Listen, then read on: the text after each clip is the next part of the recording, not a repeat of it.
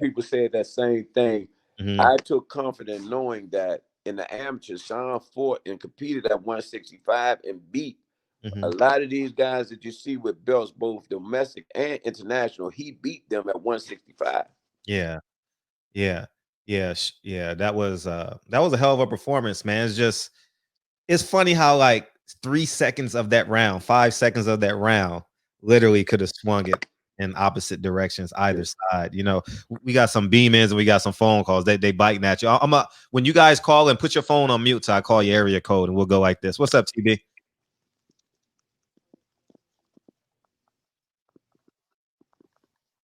TB, Hey, what's up, Fred? how you feel? I'm good, man. How you doing, Coach?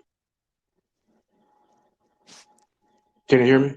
Can you hear him? I think it's your phone or something. You can't No, hear him, right? Can you hear him, Coach Barry? No, I can't hear him at all. It's I think it's your I ain't had this call in. problem. Call in. Call in. Call in.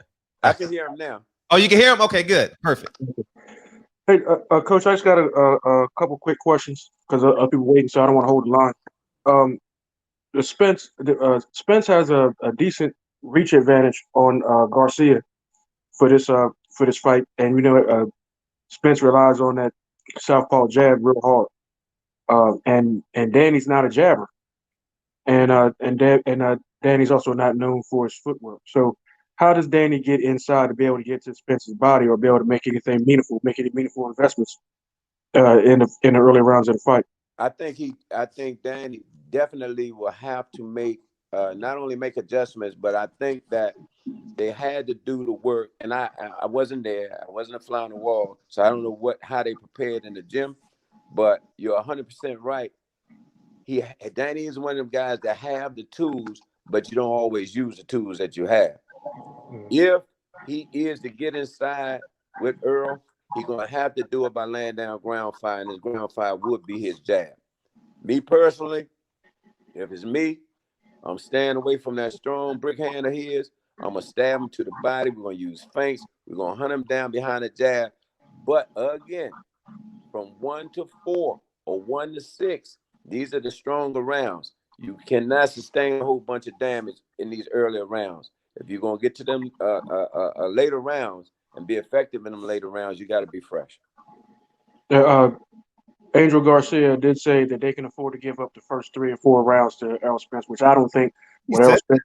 Yeah. He actually said that, man. I don't know. I don't know what Angel be on, wow. but uh, but with Errol's work rate, I don't think you can give Errol an inch. The same way how with the Gervonta Davis Leo Santa Cruz fight, people were talking about how Gervonta might have lost a couple of rounds, but we knew that he was going to lose a couple of those rounds because of Lopez's work rate. You just had to wait for Tank to get to him, which everybody knew he would, and he did. Um, Damn. The other thing I wanted to say was if Earl beats Garcia, is he pound for pound at that point? You got to get past Terrence Crawford first. Okay, I mean, we cannot, overlook Bud Crawford. Mhm. And if he beats Danny, if he beats Danny, you beat Bud, you the man, hands down. Do you have any opinion on how you think that fight will go? Between Bud and EJ, Yeah. wow.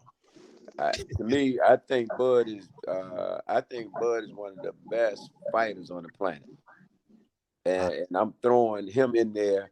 I give Saul the edge, but you got to put Bud right up there at the top of Mount Rushmore with the fighters. You have to. Me personally, in a perfect world, Bud Crawford, Earl Spence, Danny Garcia, and Sean Porter, let them all get it on.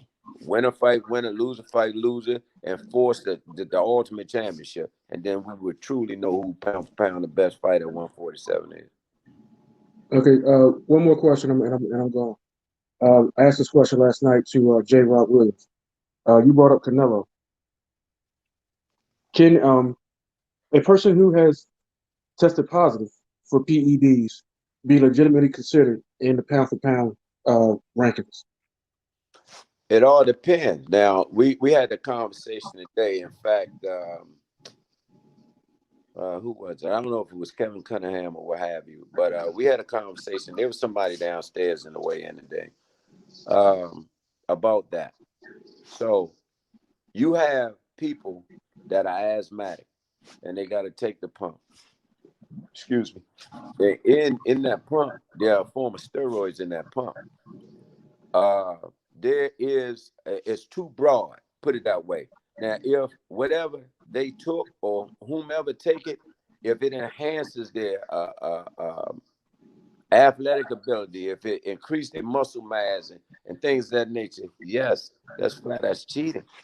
But if they are a person that has asthma or eczema in your cream, and some of the creams that some of these people put on them to combat eczema has steroids in it.